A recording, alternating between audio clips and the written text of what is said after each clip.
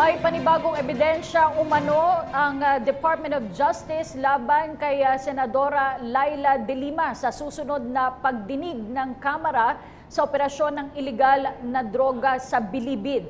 Ayon kay Justice Secretary Vitaliano Aguirre, hindi isiniwalat noong Justice Secretary pa lamang si De Lima ang tunay na halaga ng perang nasabat sa ikinasang raid sa loob ng Bilibid noong taong 2014. Bukod pa rito, pinag-iisipan din umano ng kalihim na gamitin bilang ebidensya ang umano'y sex video ni De Lima at ng dati nitong driver na si Ronnie Dayan para patunayang malapit si De Lima kay Dayan na sinasabing kolektor ng drug money sa NBP.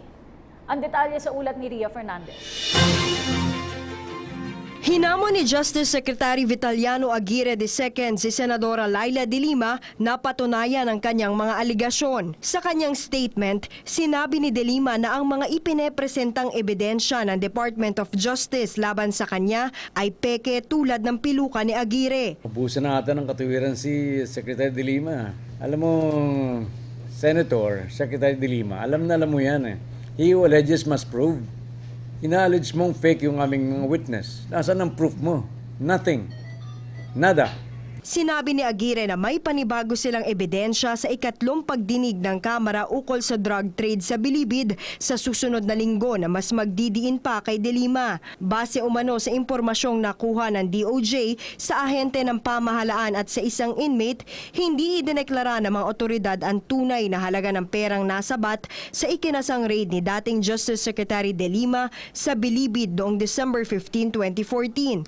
Ang sinabi lang sa dyaryo, 1,600,000 lang ang parang more or less na nakuha nila. But in reality, sabi ng testigo, mahigit po niya yan ng 300 million. Nagbabala naman si Aguirre na posible nilang gamitin sa korte laban kay De Lima ang tatlong sex video umano nila ng kanyang dating driver na si Ronnie Dayan kung itatanggi nila ang kanilang relasyon. Maliban dito, maaari rin daw ipalabas sa mga ito sa isang executive session sa Kamara kung nanaisin ng mga mambabatas. Sir, anong significance kung i-admit yung relationship? Malaki ang significance. Mag-i-explain yun why Ronnie Dayan was so powerful, why Ronnie Dayan was able to extract monies from the drug lords, why Ronnie Dayan was able to get monies from the drug lords. So malaki-malaki yun. Because an ordinary driver could not do it.